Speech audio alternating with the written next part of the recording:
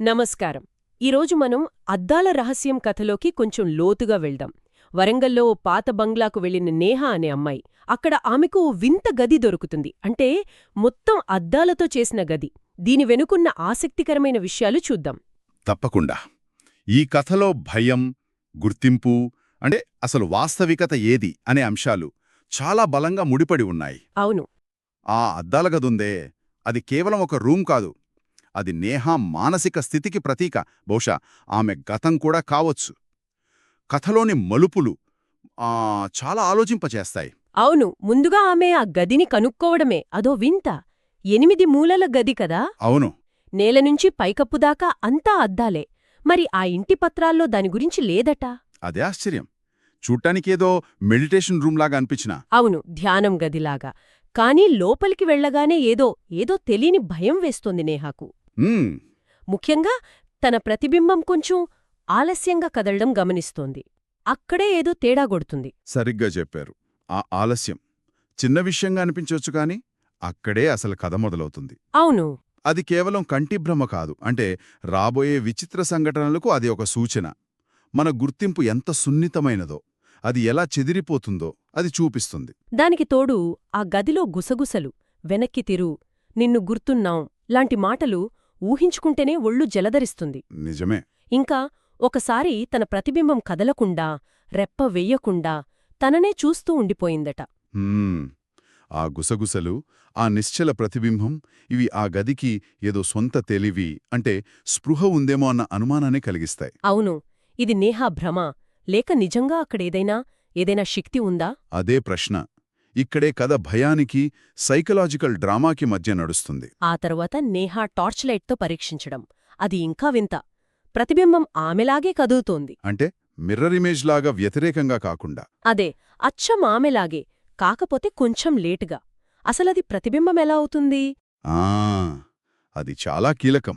ఇక అది నవ్వినప్పుడు నేహా భయం తారాస్థాయికి చేరుతుంది. బయటకు పరుగు. ఆ నవ్వుతో ప్రతిబింబం కేవలం అనుకరించడం లేదని స్పష్టమవుతోంది. దానికి సొంత ఉనికి, ఒక ఉద్దేశ్యమున్నట్టుంది. అంటే వేరే వ్యక్తిలాగా. అవును. ఇది డోపెల్గ్యాంగర్ అంటే ప్రతిరూపం అనే కాన్సెప్ట్ని గుర్తుచేస్తుంది. మనలాగే ఇంకొకరు ఉండటం కాదు, మన ఉనికికే ప్రమాదం అనే భయమది. ఇంట్లో వాళ్లు నమ్మకపోవటం పాపం. ఆ హాల్వే అద్దంలో తన ప్రతిబింబం వెనుక ఇంకొక అమ్మాయి. అది తనకు ఇష్టమైన హుడీలో.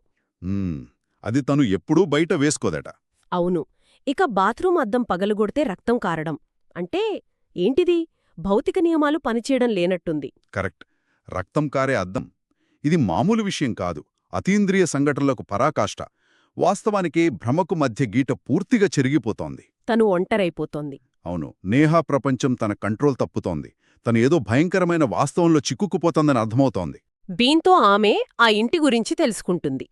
1956లో డాక్టర్ వైకుంఠరావు అనే ఆయన, హిప్నాటిస్ట్, స్పిరిచువలిస్ట్ అక్కడ ఉండేవారట.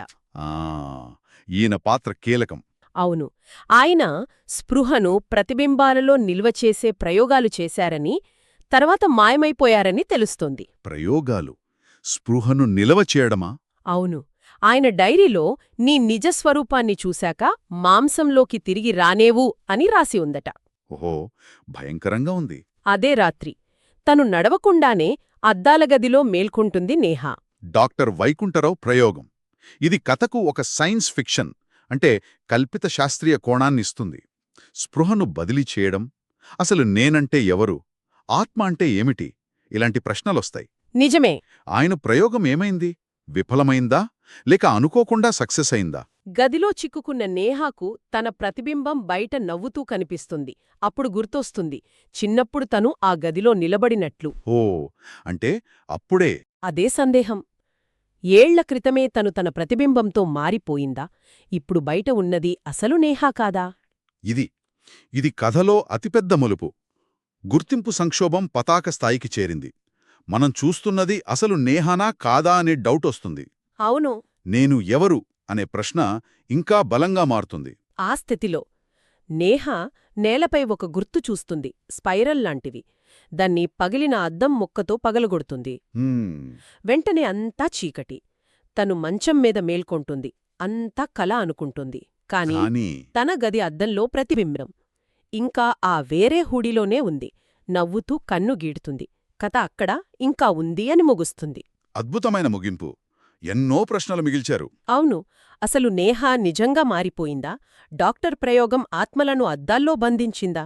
ఆ గది ఒక స్థలమా లేక స్పృహల మధ్య ఒక దారా తెలియదు. నిజంగా ఆలోచింపజేసే కథ ఇది.